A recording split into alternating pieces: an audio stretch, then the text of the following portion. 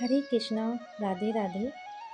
परम पूज्य देवादास जी महाराज द्वारा प्रवचन अमृत भाव पुष्पांजलि गोपी गीत की आज तृतीय श्लोक गोपी गीत का। विष जलाप्यया व्याल राक्षसा वर्ष मारुतान वैद्युतानलात्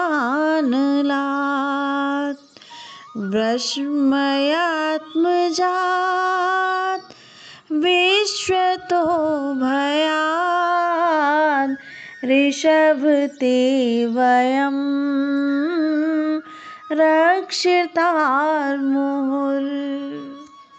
इस श्लोक में भगवान के लिए ऋषभ संबोधन का प्रयोग किया गया है। ऋषभ माने सर्वश्रेष्ठ। गोपियाँ कह रही हैं, प्रभु आप सर्वश्रेष्ठ हैं, हमारी सदा रक्षा करते आए हैं। विषय जलाप्यात, विषाक्त जल के पीने से जो गायों, बछड़ों और हम लोगों के प्राण जाने वाले थे, वहाँ हम सबकी रक्षा की और कालिया नाग को भगाया।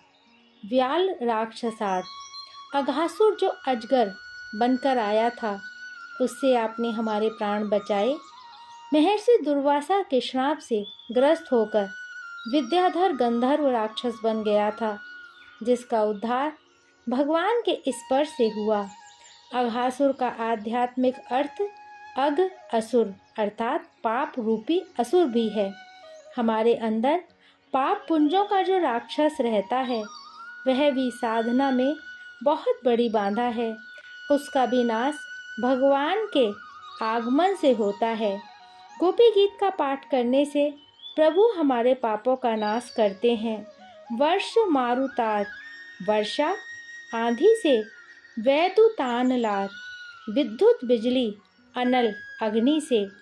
ब्रजवासियों को मारने के लिए जब इंद्र ने भयंकर बारिश, आंधी और आकाशीय बिजली का प्रयोग किया था, दावानल का प्रयोग किया था, उस समय आपने ही रक्षिता हमारी रक्षा की थी। इसके अतिरिक्त विश्व तो भयात, विश्व की जितनी भी विपत्तियां हैं, उन सब से हमारी रक्षा की थी। वृषम आत्मजात, जो बैल का बेटा बछड़ा बनकर असुर बत्रासुर आया था, उससे आपने हमारी रक्षा की थी। ऋषभ ते वयम रक्षिता मुहुम, हे ऋषभ अर्थात सर्वश्रेष्ठ श्री कृष्ण, आपने रक्षिता मुहु बार बार हमारी रक्षा की है। इसलिए महाराज, हम आपकी बुराई नहीं कर रही हैं, हम आपकी कृतज्ञ हैं, आपको प्रणाम कर रही हैं। अब आप कृपया करके आ जाइए, दर्शन दे दीजिए हम सबको। प्रभु आपने एक दो बार नहीं, अनेकों बार हमारी संकटों से रक्षा की है, हमको बचाया है, और आज खुद ही आपने हमें ऐसे संकट में डाल दिया। हम रोती रोती, खोजती खोजती थक चुकी हैं, अब यहाँ रेती में पड़ी हैं, रुदन कर रही हैं, आपको पुकार रही हैं, लीला गान कर रही हैं। अश्रु प्रवाह रुकता नहीं, इसलिए हे कन्हैया, हमें क्षमा कर दो। हमारे मुंह से जो निकल रहा है, हम विवश हैं वह बोलने के लिए। कभी कभी कुछ खरी खोटी भी निकल जाती है मुंह से, किंतु हमारा तुम्हारा रिश्ता ही ऐसा है कि औपचारिकता और बनावटी पर नहीं रह सकता। जहाँ वेद पुराणों के मंत्र स्तुतियों, बड़े बड़े विश्लेषणों से युक्त करके भगवान नाम गुणगान किया जाता है, वहाँ भी भगवान जल्दी प्रकट नहीं होते। ऋषि लोग हार जाते हैं, थक जाते हैं।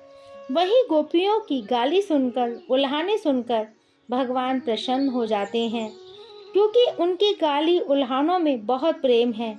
शिशुपाल की गालियों में शत्रुता थी, प्रेम नहीं था, इसलिए उसके लिए सुदर्शन चक्र का प्रयोग करना पड़ा है प्रभु को। गोपियाँ कालिया मर्दन लीला का स्मरण करती हैं कि कैसे भगवान ने कालिया के फणों पर इतनी अद्भुत नृत्य लीला की थी। उसे सोचते ही उनके नेत्रों से अश्रु प्रवाह शुरू हो गया। कन्हैया, हमारे लिए तूने इतना बड़ा संकट अपने ऊपर ले लिया। तूने कालिया नाग को शिथिल करके भगा दिया था और आज तू हमारा जरा सा भी ख्याल नहीं कर रहा है। भक्तों, यह साधना के लिए बहुत उपादेय श्लोक है। हम साधकों के समाज में कथा और कीर्तन स्वाभाविक रूप से पवित्र है, लेकिन उनमें बहुत से विष मिश्रित हो जाते हैं रजो और तमोगुण से। रजोगुण विष है, तमाम वैभव का प्रदर्शन, कीर्तन न सुनना, कथा में खर्राटे भरना, खाने पीने का बहुत बड़ा इंतजाम और अपने नाम के लिए अपना गुणगान करवाने के लिए काम करना, जिससे भक्ति के विपरीत अहंकार बढ़ता है। तमोगुणी विष है, कीर्तन जागरण में नशा करना, श्रद्धा का अभाव भी एक प्रकार का तमोगुणी विष है। कालिया नाग लीला विषय जलापयाद के बाद गोपियाँ अघासुर नामक अजगर वाली लीला का स्मरण करती हैं। फिर वर्ष मारुताद वर्षा और आंधी से रक्षा यानी गोवर्धन धारण लीला का ध्यान करती हैं। वैदुतानलात में विद्युत आकाशीय बिजली वज्रपात से रक्षा गोवर्धन धारण द्वारा हो गई। अनलात यानी अनल या दावानल से भगवान ने एक नहीं 2 बार रक्षा की है। श्रीमद् भागवत के अनुसार भगवान ने एक बार तो दावा अग्नि जंगल की भयंकर आग को पान करके तत्काल समाप्त कर दिया था। दूसरी बार भगवान भक्तों का साथ देते हैं। दावानल का संकट खुद भी झेलते हुए भक्तों के साथ मिलकर इस संकट का शमन करते हैं। दोनों ही भगवान की कृपा हैं। चाहे भगवान स्वयं एक क्षण में चमत्कारिक रूप से संकट का विमोचन कर दें या भक्तों के साथ खुद लग जाएं, उन्हें सहारा दें, शक्ति दें, जिससे संकट समाप्त हो। भक्त के लिए भगवान भी कष्ट झेलते हैं।